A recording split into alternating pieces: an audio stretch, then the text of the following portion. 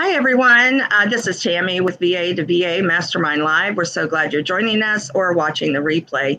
We greatly appreciate that very much. And we have Nanette with us. As I said, I'm Tammy with Tammy's Office Solutions. And we focus on helping businesses with a lot of their marketing, virtual assistant services, and bookkeeping. And then Nanette, Lisa won't be joining us. She unfortunately wasn't able to attend, but Elisa Kobe is also another one of our partners. And let's say partners in crime, but we really do try to help. And then I have Nanette Telemac with me. Nanette, do you want to introduce yourself? Yes, hi.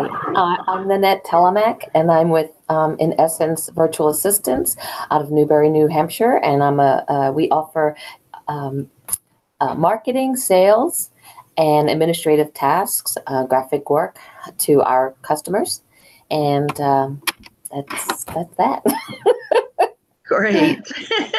I'm sorry that if you're watching, we were just a few minutes late because I got a new laptop and it just wasn't agreeable today, unfortunately, but we'll get it going. At least I have a camera and I'm speaking well on the microphone. So those are all good things. So it's a plus. Today, we were going to talk a little bit more in depth with you about managing a team and give you kind of some sneak peeks about, we have the online International Virtual Assistant Conference coming up next week. We just finished the IVAA one. And then, as you know, we've been preparing you all for a course we're getting ready to begin. So we're very excited about that. The course starts June 15th, and we will be putting things up by next week or even the weekend on how you can actually sign up. And we have an early bird special, so be sure to catch that because it will save you a lot of money. And we're very excited about it. So we want to just give you a little sneak peek about managing a team and some of the ins and outs. And so we want to just talk a little bit about, you've heard us over the years talk about how to start and various things, and then social media, how to market and all of this. But we're really going to go very in depth with the coursework. And we just want you to know it's not just what you've seen on the videos and everything. So you can't just get it there. But we're going to have some great resources as well. We'll have a workbook and an appendix full of documents and resources that you can use for your own business. And we're just really excited about it, aren't we, Nanette?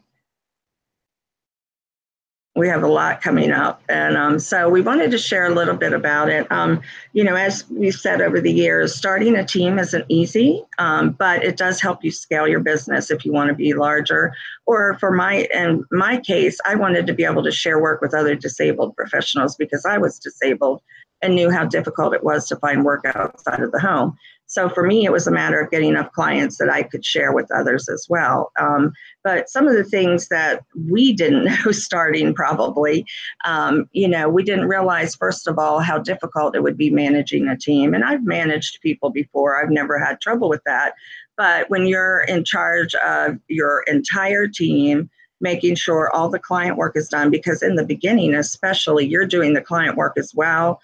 And you're still, remember that any client work that isn't done by your team falls back on you for that deadline. And so you have to make sure that you either have great team members that will not let you down or that you're able to fit those things into your schedule as well. And I just had a case of this week where I had, and we're still working on, as a matter of fact, thank goodness I had another team member able to jump in.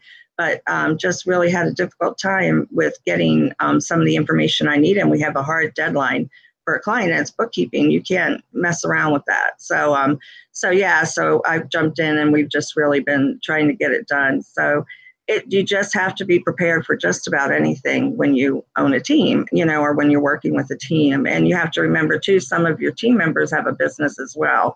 So they're not always going to be ready to just jump in if they have work they have to be doing as well, and they're not just doing your work. So those are things, all to consider when you're starting that team, making sure you have the mindset to do it as well.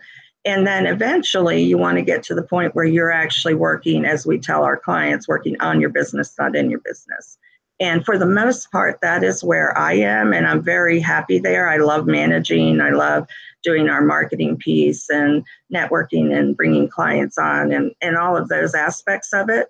But it still involves managing your team as well on a day-to-day basis and project managing it. Some of the different ways that we're going to talk about in the conference to be able to manage a team. I actually coined some phrases. These aren't really probably real phrases. They're just things I made up, but I thought they'd be fun to look at. And I'm hoping that I can get the screen share to work properly. And if I can, I want to share a couple things with you. Let's see if we can get it working here. Screen share. And here we go. And Nanette, tell me, please, if you can see it once it's up. Sure. I thought for a second. There you go. I see it. Oops. Is it up? Okay. I guess when I talk, it goes away, but it's there. Okay. Let me do this too so they can see it very clear. Hopefully. Okay. How's that? Is that too big? Can you see that? Okay. At the top, it just says client and then project. So basically, this is one way to manage your team. I kind of did a workflow for us. And basically, you know, the client, you have a client. The client gives you a project, or you've agreed upon a project or package, you know, whether it's social media or virtual assistant work, whatever that is, you've agreed on that. So then that kind of funnels down to you, where you are taking that, what the client wants and needs, and then you assign that to a team member. The team member doesn't really discuss it necessarily with the client. You're the front facing to the client. So you assign that to a team member, you meet with your team member and you discuss the scope of the work. Then, excuse me, then the team member will take that and actually do the work, feed it back into, I don't know if you can even see my pointer on there or not. So basically we're down here now, but they'll feed then after they finish the work, you will review and they'll send it back to you, and then you send it over to the client to be delivered to the client. So this type of management style, or as I say, the project manager as the owner, is really just the team member is not hands-on at all with the client. So there are various ways to do this, of course, and this is just one of those ways. Now, if you're not careful, though, this can turn into hovering, or what I call the helicopter manager or owner. And let's see if we can, oops, it skipped one of, I would like to show the helicopter one. Somehow I missed that. Okay, excuse me just a minute. And I'll make sure to get that one up for you so you can see it. There we go. Okay. So you like my little helicopters in there? So anyway, with this one, and I don't find this to be necessarily a healthy one, especially with a team and trying to get eventually to the point of, you know, where you're working on the business and not in the business. But it is one that some people practice, and I've been there before, so I understand. But basically, so you are still doing all the front facing with the client. You're meeting to discuss the scope, but then you are also assigning it, you're discussing with the member, but then you're not only just leaving it hands off, off to your team member, you're actually in the processes of it.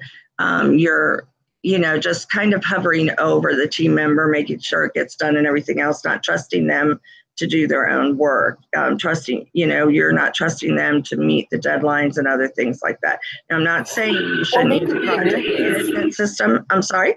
They could be newbies, and right, exactly. And so sometimes you have to, absolutely, and train them. And so, so that's a little different, I think, because that is more of a trainer model. But I think in this case, this is when the owner is afraid to let go, and kind of doesn't want to step back at all, but wants to be in the middle of the work. Now, I still think you should use a project management system or however you want to communicate. And there should be certain goals, like by a certain date, they meet this and the next, and if they're not, then of course you're going to jump in and have to do the work. But I think this is just a little overkill. And I'm not saying that when you start out, this may be you, because I know I was there, so, just be mindful of that. And then if you find yourself doing that, you do want to trust your team. So, because when you trust your team, you're building loyalty and respect, and you're respecting them as well. When you don't trust the team, it's a whole different factor. Now, I'm not saying if they haven't delivered and you need to get work from them and all of that, of course, you're going to be interacting and telling them what you need, because there are cases like that too. But I'm just saying, when you are starting out, you have to, when you've done the interviewing, when you've done the processes to get to the point where you actually have team members, you definitely have to give a little bit of trust to them and allow them to do the work. And then this is the project manager one we spoke of. And then, oh, come on. Of course, it's going to skip ahead. But then we also have what I call the sifter manager. And that is basically when you are kind of sifting the work through. You're still client facing, okay? But you're sifting the work down through to the team member, and the team member sends to you. You're correcting anything and sending it on to the. It's similar to the project management piece, but then you are still sifting all the work. So in other words, this might be a case where it's a little bit different in the sense of it's not just a social media, or it's not just this, but you might have a client where you're doing several pieces. So you are sifting through which would go to your team member, which will stay with you, which will go to another team member. Does that make sense? So some of it is sifted through in order to get the pieces out. Now, I will tell you, this is really where I landed in the beginning, because I definitely had multiple pieces when I was trying to get different pieces to my team members, because I had clients who didn't do just one thing. They had multiple tasks that we were working on, or projects for them. So I really had to kind of sift through. I wasn't at the point where I had team members that could do all pieces of it. So this is kind of where I landed. So that's kind of what I call the sifter manager. And then we have hands-off. We have two types of hands-off.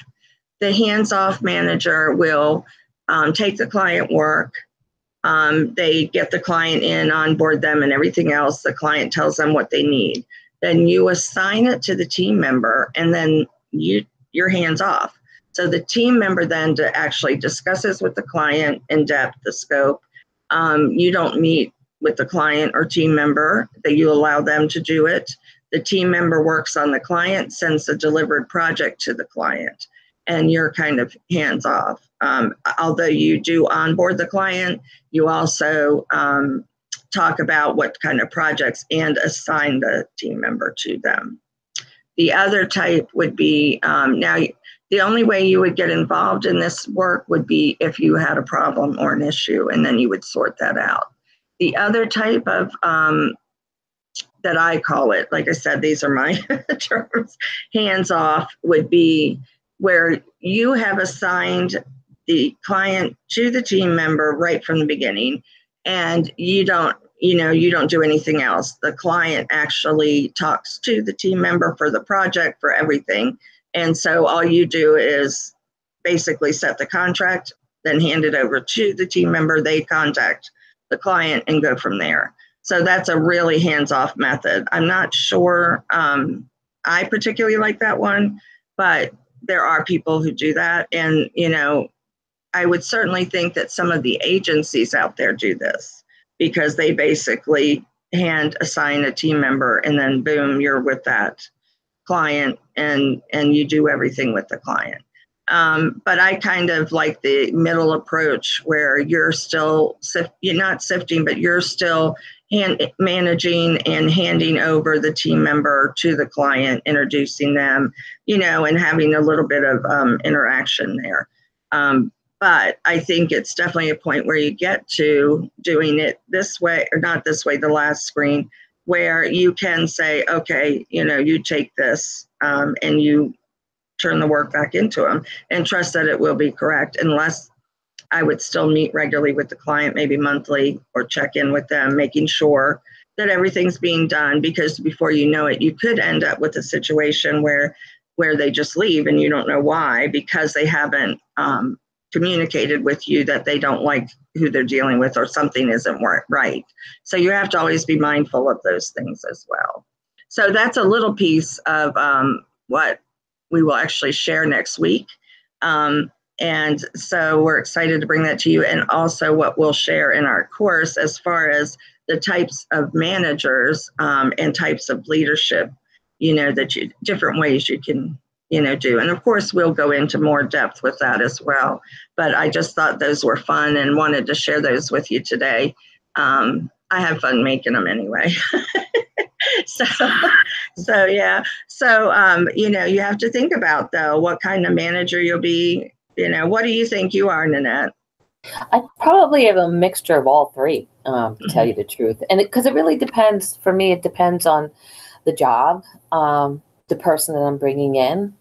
I'm now focusing on another niche, which is bookkeeping, because I have a friend that I spoke to, had lunch with, and she's looking for work for home because she doesn't want to have to work part-time and go somewhere, because she has a sick dog that she wants to be available for. And she's very meticulous, and she's very good at accounts receivable and payable. So I'm going to look for work and then to her. I have a desire to manage that because I wouldn't have a clue, but I know that she would be able to take it completely. So that would be a hands-off where she would handle it. And I know that will work because I know her style, and I know how meticulous she is, and I know I wouldn't have to have any reason not to trust her. And I would just check in and make sure that she likes the client likes her, which I know they will. So in that case, that'll be a hands-off. There are other cases where I get more than one job. Somebody wants me to do the administrative task, and then somebody else wants that same person wants graphic work. Since I like the graphic work, I probably take that on. The administrative, to me, it is what it is, and I don't mind doing it, but but I rather do the graphics, so I may hand that off to somebody to do the graphic work, and it could be her, because so that she has some variety and not just doing, the bookkeeping. And so so I can see myself switching. And the hovering part, that depends. If it's somebody I really don't know that well, even though I vetted them, I may do the helicopter thing in the beginning until I feel really secure, and then back away slowly. So I can see myself doing those three things. And I think people should know, listening to you, is that there's not just one management style. Yeah. Absolutely. Right. Yeah. And there's probably even more than this. These were just some of the ways that I know, even that in processes I've gone through myself as well, and there are clients that, yes, it's more appropriate to hover or a helicopter. And there are some that it's more appropriate to hands off or project manage. I definitely think I still recommend with any of these that you do have kind of a project management system where you can keep up to date, so things are being done and that everything's being handled. But like you, if you know the person, you trust them, they've earned their, and this happens to be a friend, so you know her style and everything. So that's wonderful, that you can begin to offer that. And I know Lisa, even, like, she started out with real estate, but then began to offer bookkeeping and paralegal and things like that, because she had people that were able to do those things, and then was able to get clients in that niche. So, it is all different for everybody, but I think there are some generalities that we can, at least talk about and discuss in that realm. Yeah. But I agree with you too about the project management, because that's an easy way to see if things are getting done, and then flag it if it isn't. And also say you have to come in, say somebody does drop off the face of the earth, and when they're supposed to be doing a project, at least where they left off and what the issues are. Exactly. Yeah, because you have to remember too, there's going to be mistakes from time to time, and don't beat yourself up. I was killing myself this week because I made a mistake in allowing something to happen with a particular team member, And, then when it was almost too late, realizing that this isn't happening and having to jump in. And I could have kicked myself because, I've worked with her before and thought it was all getting done, but now I'm seeing things that I didn't realize at the time. And so, thank goodness I had a team member willing to jump in at the last minute and help, as well as, I've been working so many hours the last 2 weeks trying to get everything done. And so, it is tiring, but it's also worth it. I won't say that, and I'm not going to exaggerate or fluff it and say that, we make a ton of money, because in the beginning, you have to remember you're sharing either a percentage or a flat rate with those individuals. And until you get enough clients, because really in the very beginning, sometimes you can make a little less depending on what clients you give them. So because now that you're splitting that fee and you're ready to bring on more clients, you have to let go of some things in order to get the rest of that. And it's a fine line and a hard process to go through. I know I tell my clients all the time that your business won't grow. It'll keep flatlining until you release some of the work, and I wasn't doing it myself for a long time until a few years back, when I finally let go of some of my own things. And then I started to grow, and it was like, oh, Tammy, because tell your clients this all the time. And here I saw it firsthand, that I really did have to let go. But we can really understand our clients, though, going through these processes, because we've been there. And so walking them through it, too, sometimes is a lot easier when you know yourself the processes of it and how to do it. Absolutely. I mean, I agree totally with that. And it's sort of like sales, because I have a client that I now doing cold calls for, and I have to constantly remind them it's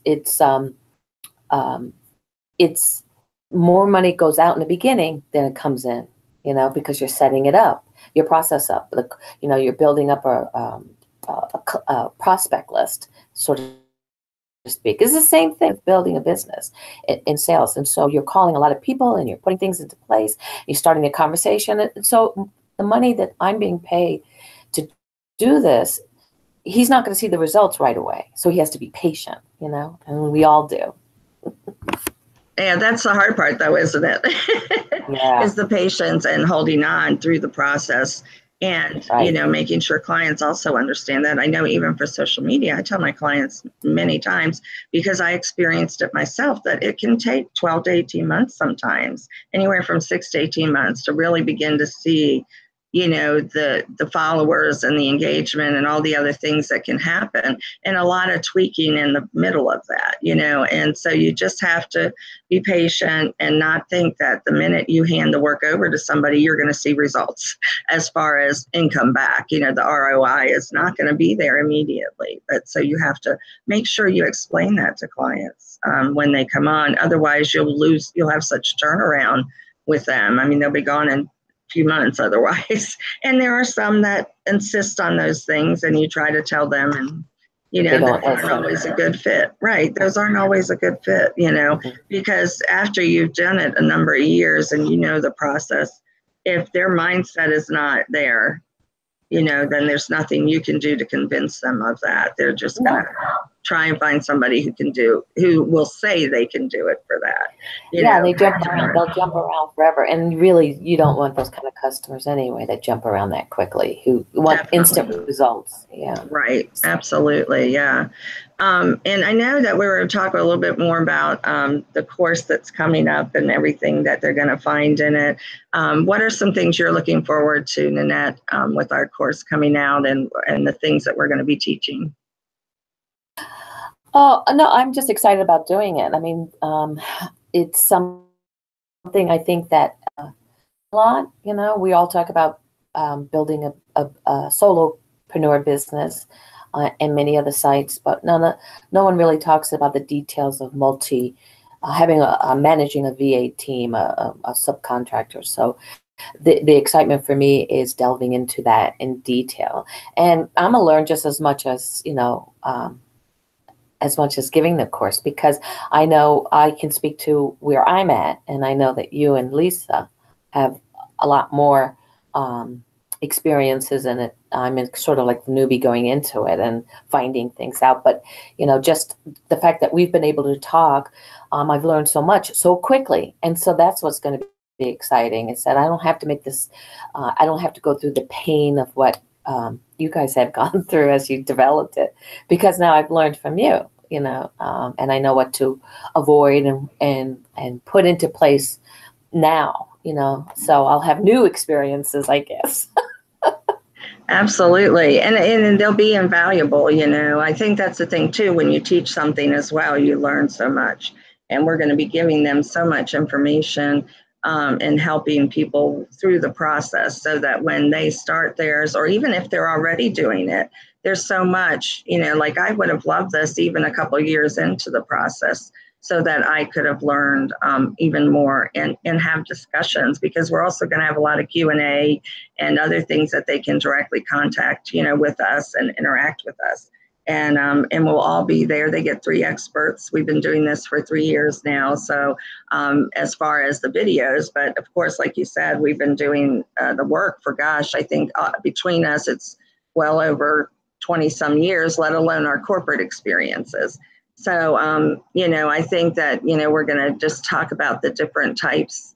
We're going to be able to take them from onset, and how to really set it up nicely and properly. And again, there's different styles in doing that as well, and the fact is that having the 3 of us, they get 3 different options sometimes. I mean, we'll of course have a main goal, but there might be 3 different ways that might resonate with somebody that wouldn't have with just my style or just your style, So we really going to give them quite a full plate to choose from. And then the resources that we're going to include, will be amazing. I'm very excited about that, because I didn't have that when I started. I had to create things. I had to go to lawyers. I had to, I didn't have any of that. And so I just think, doing that is going to help them. And then a big part of the piece, just picking the right team.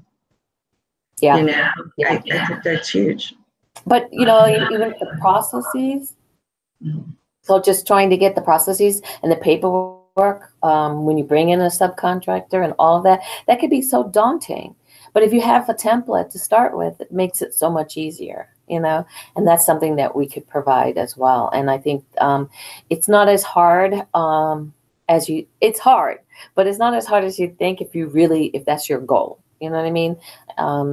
That's my goal. And so it's hard as it is to have so many hats. Your time management, organizational skills are really important. And going through steps of how to do that properly is going to be so, beneficial, I think. I couldn't agree more. Yeah, because that is definitely something you have to consider when doing this type of work. And I think it's not just simply for VAs. I think it's for anybody, any virtual professional trying to subcontract people. I think this is a very valuable course, because it will help them set that up and get, everything in place, like you're saying, the processes and and once you have that template, it's easy to replicate, because then you just do that again and you learn from the process and do it again, and over until, like now I feel like although I had this struggle with the team member, I've been at a really good place with my team and my clients. I love them all, and so it's wonderful when you like working with people, both on the team and the client end of it. It's a great feeling that you're helping both, and and you have to remember too that you're providing work for others. And so it's important to be doing that marketing piece and all of those things. And with our course, being able to help with all of those aspects of it, I think they will find some valuable, definitely get more out of it than they realize probably, in the beginning. And I'm just very excited about doing it. As you know, it's been on my heart for a couple of years now, and I just can't believe we're finally going to be doing it starting June 15th. And I'm just very excited about that. So, and if they're attending the Online International Virtual Assistant Conference, they have a chance to win a free registration to our course. So I know. So I'm really excited for that too. So whoever's attending, if you're not attending yet, you might want to grab hold because that'll save you a lot of money if you win. Yeah, especially when they're running a Mother's Day special price. So it's going to be even lower than the early bird special. So they should really jump on that. Definitely. Yeah. Yeah. So I'm very excited about that too, because I just think more than anything, not just about, for us, it's not, I mean, we've done this for free for 3 years. It's not the money or any of that. It's really just about helping other business owners to be able to get the business of their dreams and doing helping them through those processes and what that's all about. So, and some of the things, I guess we can talk about some of the things we're going to discuss and some of the main topics we'll discuss. Like, of course, we'll start out with, what is a multi-VA company, right? And how to set that up, defining the processes, transitioning, because that is, when you go from the solo to the multi-VA or multi-virtual professional, it really, you have to, it's not necessarily a smooth process without something to guide you. So, those will be very helpful. We're going to also have some tools of the trade and, various other resources that we discussed, so that when they're starting out, it hopefully will be easier. But even if they're not starting out, even if they've been doing it a couple of years, some of these things could be invaluable to them as well. Some of the things that we've learned through it. Just putting it into place until they are ready is a big thing, Exactly. You're exactly right. And then we're going to be doing it. We didn't mention it's going to be a 6-week course. So we're going to be doing it 6 weeks back to back, once a week. And it starts the 15th at 11 a.m., our usual time frame. So, and if for some reason they can't attend the live, they will get a recorded session as well. So, and they're getting a workbook with it. So I'm very excited about that. And we're going to even talk about then, once you are building a team, how to, the manual of operations and project management systems, go into some details with that, creating checklists and how to onboard clients and team members, because you're not just onboarding clients, right? What are some other things we're going to discuss? I don't want to do all the talking.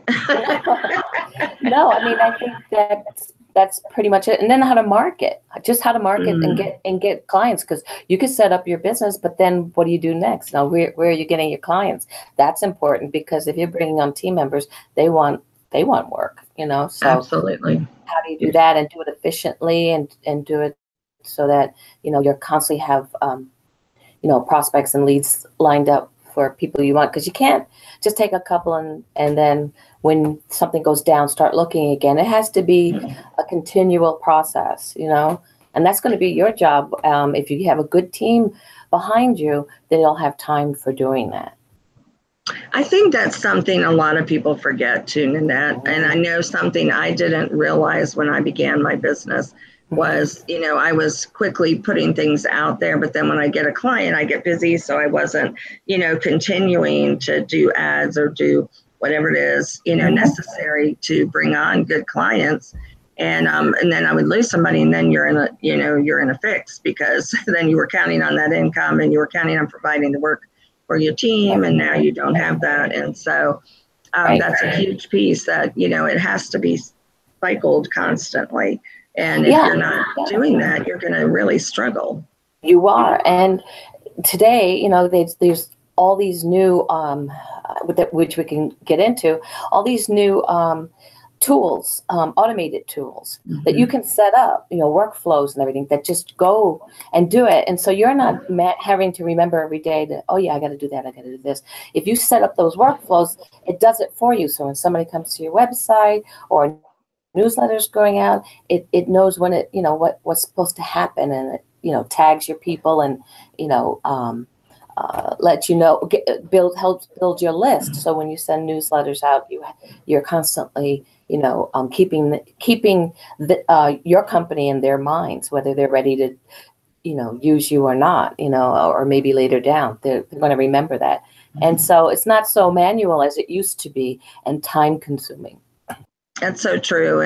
And just learning some of those tools are important too, because not just for your business, but then you're also able to help clients with that piece too. And so many more clients are asking for that these days. They really need, help with those automations because, setting it up and all of that, tweaking them with each campaign and making sure everything's running smoothly is a big part of that. So I think you just have to be sure, that you do know some of those things or have somebody who does know it that you can hand it off to yourself. So I think that's important as well. So, and then what was the other piece? So we've got all of that we're going to talk about over the 6 weeks. And then, of course, some of the things that we talked about today, the different ways to lead or manage your team, and what that looks like. I mean, literally what that looks like and in the processes of it.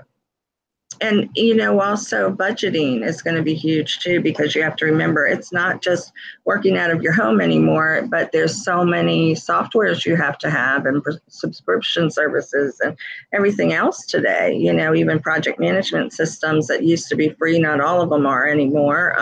You can find deals out there, but you have to be mindful of everything these days because it can add up very quickly to a few $100s.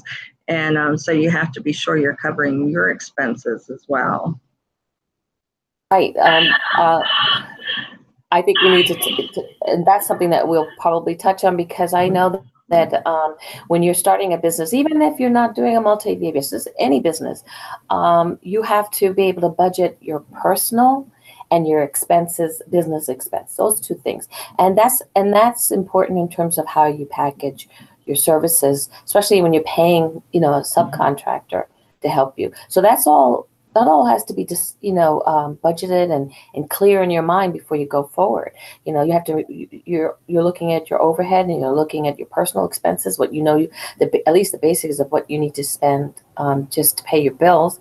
And then that subcontractor. So that's going to go into the pricing that you give to your clients, or else you're going to be always struggling trying to make money, and then it doesn't become so much fun. You're managing and losing money. Yes, exactly. You got that right. Yeah, you have to consider all those things and also and what you're going to pay your team, because all of that comes into effect. And you may even have, excuse me, I have team members that only subcontract. So they don't necessarily, it is their own business in essence, but they don't market their business. They don't want to deal with all those factors, or have all those subscriptions and everything else. But you have to consider what you're paying them too. So all of that has to be considered together and then formulate how much that's going to be. And clients don't always recognize the value they get, as well as, some will nitpick or say, why so much and things of that nature. But, when you really explain to them the expertise they're getting, and if you're confident in that, it makes a difference. And then they understand, especially those who have been contracting out for work before, they definitely understand the value and how wonderful that is. But yeah, so I think, so often people think, oh, you work from home, you don't have any overhead and all of that. That's no longer the case. It may have been 10 years ago when I started, but it isn't today. It definitely isn't today. And well, plus, when the people start mentioning why is this so expensive? Well, is it really? Because that aside, your overhead and you have your bills that have to be paid. They're not paying benefits. They're not paying for equipment. They're not paying for an office space. So is it really expensive? And what if that person doesn't work out and you have to let them go, and then you're paying compensation for that, and then you have to pay to try to hire someone else. You add that up and put it up against what we're worth. And then all of a sudden it's like, oh yeah. Definitely. Yeah, no, that's definitely a big selling point for virtual professionals, because that's always been a huge selling point for us, because, they don't always realize the benefits that we give them. by not having to have benefits and everything else, nor are we sitting in an office doing nothing at times or taking a lunch break or, bathroom break and all of those things. That's, it's a whole different way of looking at things. And it's hard for those who have been corporate or, worked that way for so long or had employees to do that. But once they make the transition, most of them love it, and it really isn't. I mean, they see the value in it. By the time they add it up, it's a lot less expensive than paying an employee to come on board. So yeah, definitely. But on our end of it, we have to look at it in the budgetary sense of what are we going to pay the team members, what's going to cover our expenses, what percentage do we end up with. And I had, I know I was working with, I've been working with a marketing person and our team. And one of the things that they said or asked me was like, if my profit was at least 20% or something like that. And I was surprised. I thought it would be higher, and they're like, if you can do at least 15 to 20%, that's pretty good. And I was thinking, wow, I would think that would be much higher, that most people or corporations would think they're successful at a much higher rate. But when you think about all that goes into that and everything else, so those are things to just consider when you're, taking the step into this or already there. Even maybe you've been doing it for a while and you haven't budgeted or you haven't considered all the costs and you're losing or you're really struggling every month to meet everything. So, always consider these factors, and in this course is definitely going to help you walk through those, have a worksheet for it and all of those things. So, we'll definitely be giving them valuable information for certain, as well as research we've done and so many other things, So I look forward to it. I look forward to helping our students, whoever comes on board, and they get a certification at the end. So, they'll be certified as a multi-VA owner or company, and, that they've taken the course and they know what they're doing, hopefully. Sometimes we're still, I'm teasing. It's like I tell people all the time when I'm mentoring and coaching, I tell them, this isn't a sprint, it's a journey. And you have to remember that because you're learning every single day. You're learning what works well, what doesn't work well for you, and because you're an individual, but there are certain tried and truths, Yeah. And it's also enlightening about what you're capable of doing in terms of stretching yourself and growing, so I think it's really rewarding. And for me, if I'm looking at the past and working in a corporate world and doing this is so much better because I'm not here. I don't have to struggle trying to get people to understand there's a lot of things that are leaving on the table that I could do. I'm not restricted to one thing. It just opens your world, So. It's so true. And you meet so many great people. Yes, it's so true. And it's so great to hear you say that because as most people know, you finally were able to go full time in your business recently. And it's so amazing to hear that because I mean, been doing this for a while now. I can't imagine ever working for somebody again. And you have to be careful because some clients will make you feel that way again, if you're not careful. So you want to make sure you bring your clients as well. But yeah, I mean, it's just so amazing. And I would never go back to working for somebody else again. I mean, unless I really had to, but I mean, I don't want to say never, but I really can't imagine it because I love owning my business. I love helping my clients. I love my team, and like you said, you just stretch yourself so much further. And I know for me with my disability with MS, even, I know that I'm even probably better off than I would have been had I not done this because I'm always stretching my mind and brain and learning new things and everything else. And, with MS, those are some things you have to be careful of. And if you're not exercising that, so to speak, or using it, you can lose it. And even as we get older, we do. And so, just being really plugged into the business world and into marketing and all of those factors and online networking and, in person, everything, it really does make a difference in how you feel about yourself and the confidence that you have to help others, which goes a long way to gaining clients even. And so I think, yeah, I think that's a huge thing because you do. I think, it's hard. It's easy for us to forget that. And then you come on again and are able to remind us, look, this is so amazing, so that's great. I love it. Because we easily forget those things and how rewarding it is when we're in the day-to-day of maybe a crunch or something, you forget how rewarding and how different it could be. Yeah, I mean, because I've been doing more sales, I'm always training myself on how to be better at it, because that's the function that I offer my customers. And I have to do a lot of sponsorship calls, asking for money and everything, so, which is just like sales to me, But one of the books that I read on selling is, which I like a lot, because it talks about having conversations or rapport with people. You don't just get on and say, oh, do you want it? That kind of thing. But one of the things that said that really resonated with me was, and which stops people from, this applies to people growing their business, is that make sure you're not, that your role is not who you are, okay? It's what you do.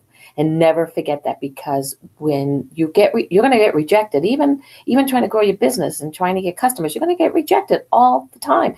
And so you can't let that bother you. That has nothing to do with you and your worth as a human being. That's just the role. And so if they're not interested, move on, find the next person. That has nothing to do with you. And the moment you can and I thought I had separated my role and what I know and what I can do with my business, but I didn't, because and I knew that because a little dread I would have when I have to do my phone calls, whether it's for my customer or for my business, that little dread of like, oh God, I gotta get on the phone. So then I was realizing, what am I afraid of? What does it matter to me if they don't want it? It has nothing to do with who I am. And that's big. It is. It's an eye opener. You're absolutely right. And I found too, because I used to do lead generation and cold calling, as you know, when I started out, and when I was trying to bring on a team of disabled professionals, they really couldn't do that. But what I realized too in it was the confidence factor. That term, fake it till you make it. You have to be confident in who you are and what your business can do for somebody. And, but also being willing to take that rejection and let it just roll off of you, that it isn't personal. It isn't, it's business. I hate to say that, but it's business. And it's up to that person if they can see the value you offer and what you can give them. And if they're not there, that's okay. That they're not there and they're going to miss out. But you move on to the next one who's going to be a good fit for you. I think too often we try to scramble after people, I need this sale or whatever, even for our business. And it ends up being not a good fit, or you might bring your price down or do all kinds of things that you probably shouldn't do just to get the business. And when it's a good fit, it's a good fit. And you find that out after years. You still make mistakes, but you still find that out, that sometimes it's just, I had somebody contact me recently, was a former client of mine, who I basically told her this isn't going to work. She was one of those that just really needed day-to-day, like things like this. And I said, that's not how it works. Tried to explain it to her. But anyway, and I liked her as a person, and she really liked my ideas. And but I said, we just can't continue this because my team was going crazy. I was going crazy. And that's no way to work. If you're frustrated and in the day-to-day, not just because you have a crunch or a deadline, does come and go, but if you're frustrated day-to-day with a certain client, you have to reconsider that and think why. But anyway, so, and I, like I said, I like her as a person. Sometimes she would contact me for ideas and we talk. But then she contacted me about VA work again, about something specific that would be kind of on and off again. And we could have done it, but it's a bad time for me right now, first of all. And secondly, I would probably have to be the one setting up and teaching somebody. And I just didn't, and I didn't want that team member to have to deal with what that was going to be like. And I knew what it was like. And I just told her we're probably not, the best match for that. And told her, some places to look for it. Because in the end, it's not, I would get frustrated. That takes the health, factors on all of us too. And so you have to know what is, and part of me was kind of, I could use it, and then part of me is like, in the end, you pay more than you get sometimes. You do. And it's time consuming. It's taking away time from you when that happens. It disrupts, and disrupts the whole flow of your work, of your business. Right. It really does. Right. So yeah, you have to know when to say no. And that's okay. Hard. Yeah, but it's okay. No. Yep. It is. Because I agree. I had a customer who look, when I get somebody new, I'm all excited, but I had a customer had great ideas. It was, oh, that's great.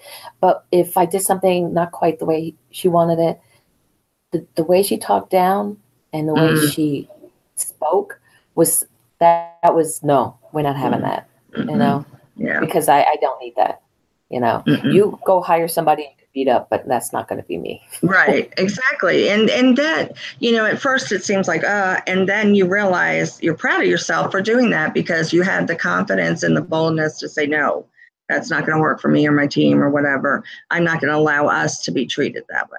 And so, that's a huge thing. So, yeah, I think, and that's part of management. Yep, it is. Absolutely. And that's where your team isn't going to do that for you. Your team may say, okay, I can't work with this person, but your team isn't going to be the one to say we shouldn't get this client, or we shouldn't take this one, or we should take that one. That's all you as the owner and, or the manager or whatever, so you have to be willing to do those hard things too sometimes, And a lot of VAs starting out, think they just grab whatever comes to them, whatever work comes to them, and soon find out that's not the way to do it. It's hard. You get beat up in the process, but you learn a lot, but you get beat up in the process. And that's no way, especially coming from corporate world when you've already been, doing so much for everybody, you definitely don't want to be treated like that by certain managers. You never want to. Yeah, again, and you're like, wait a minute, why am I putting myself through that again? Yeah, exactly. Why am I owning a business and allowing myself to put up with that, right? Oh, yeah, no, definitely. I think those are important points. Absolutely. So, yeah, it's interesting when we do networking and cold calls or any kind of cold emails or anything like that, and interacting with those in our lists or on our, sites or whatever, because, just as you said, the important thing is this is your business and it's not about you personally, necessarily. And you have to be willing to just let that kind of roll off your shoulders, that it's okay. That just means they're not a good fit for your company. Right. So, and there'll be somebody else that will be. That is better. And the other thing too, is it also helps if you're having a hard time networking in person, which you need to do. That helps you with your confidence level too. I mean, the more you do it, the better you can tell your story and get out there and show people what your sense of confidence is what will draw people to you. Absolutely. Yeah, I agree. And, as much as we say it's not personal, we do have to share a story though. And so it doesn't matter. They may love our story, but it just may not be a good fit still. And so those are the things you learn over time, but also hopefully through our course, they learn to sift through some things and learn what some good fits are for them and where they are in their businesses and how to maybe even make some changes if they already have it, going. So I hope that's what we'll find. We're just so excited about this. So I can't wait to begin soon. So I'm very excited about that. Well, we are a little over 12. We started a little late, but with some technical, I tell you, us and our technical. One day it's all going to work right? Right. Oh, goodness. But we appreciate you all watching and watching the replays and everything else. Appreciate it so much, our audience. And please share our videos. We appreciate that as well. Anything else that you wanted to add today, Nanette? No, I think it was a good discussion. We did touch on a lot, and I hope that people do sign up for our course because it's going to be very in-depth, and we'll be able to talk about all of this in detail. Absolutely. And they can get on our email list, right, by just going to our site, va2va.com. So definitely sign up for our email list and get updated on things, and join our Facebook group as VA2VA Mastermind Live and on Facebook. So we'd love to see you there as well. All right. Well, have a great day, everyone. And thanks again for joining us today. We appreciate it so much, and have a lovely weekend. Bye-bye.